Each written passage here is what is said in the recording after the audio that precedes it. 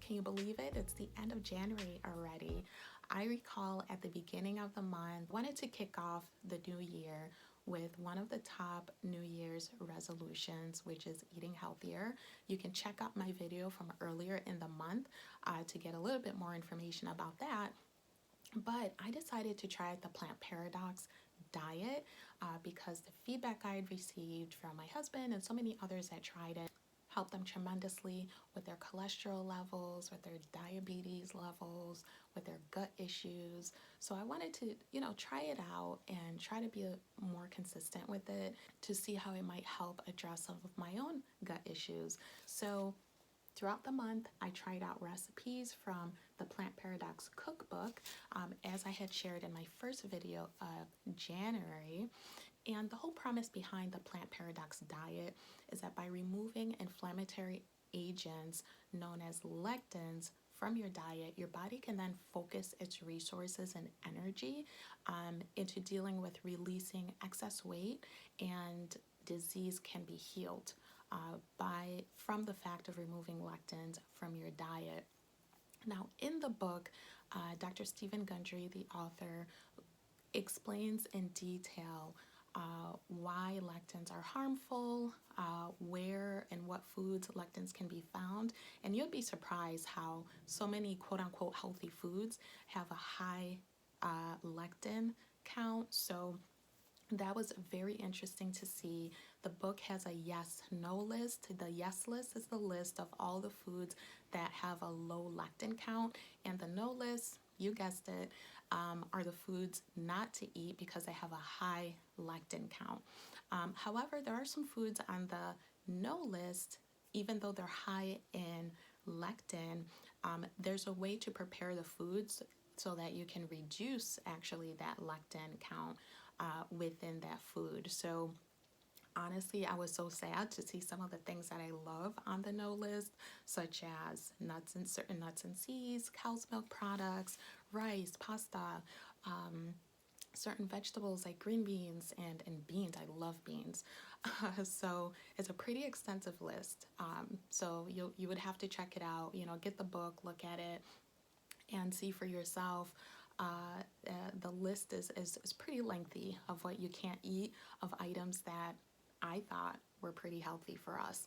But on the days where I was pretty diligent in following this diet, I have to say my gut felt so much better. I felt better overall.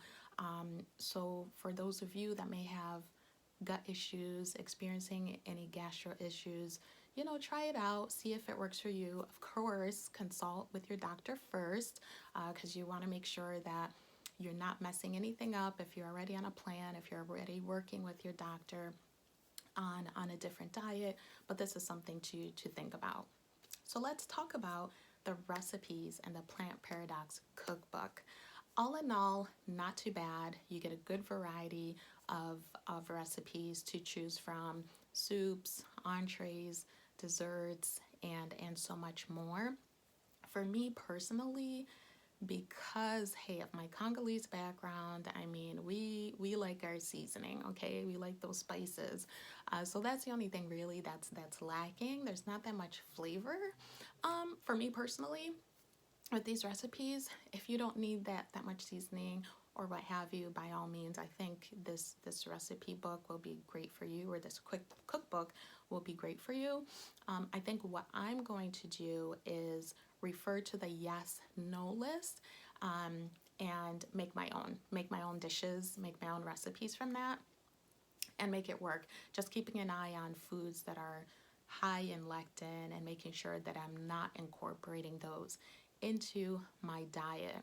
So the other thing that I wanted to point out about the recipes is that quite a few of them have a lot of ingredients that you have to get. And to be honest, some of these ingredients I'll never use again unless I'm making that specific recipe. And some of those ingredients are really hard to come by. So that's another thing to keep in mind. I even went to Amazon to see if I could find some of these things. I went to Whole Foods no luck. So of course you can substitute, but I always like to try to follow a recipe exactly as written at least the first time before I start substituting. So those are some of the things that I experience with this cookbook. So I'm just going to, again, reference the yes no list, make my own dishes from that, and so that I can pack in the seasonings and make it as flavorful as I want it to be. But the desserts in the back of the book, now we're talking, those are pretty good. So don't discount it based on my review or based on what I think. I just love food packed with a lot of flavor. And I found that a lot of these recipes did not have as much flavor as I personally would have liked. But again, try it out. If you have high cholesterol, if you have, diabetes, or if you have gut issues and so many other issues, supposedly this diet can help you address. Look at it, have a discussion with your primary care physician, and then see if it's something that's good for you. So, to wrap this up, I am super excited to announce that I'll be collaborating with Chef Corinne Merritt of Corinne's Caribbean Cuisine. I sat down with her a few weeks ago to do a Wednesday wellness chat. We talked about her business, we talked about the services that she offers, and she shared with us a delicious, healthy Caribbean recipe.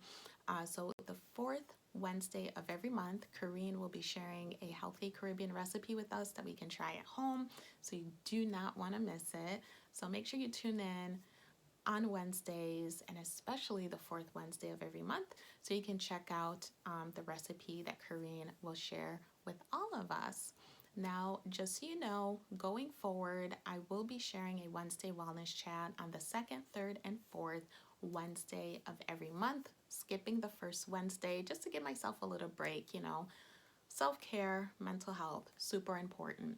All right, guys, thank you so much for tuning in. Love you all. Have a great, great day and enjoy the rest of your week. Bye.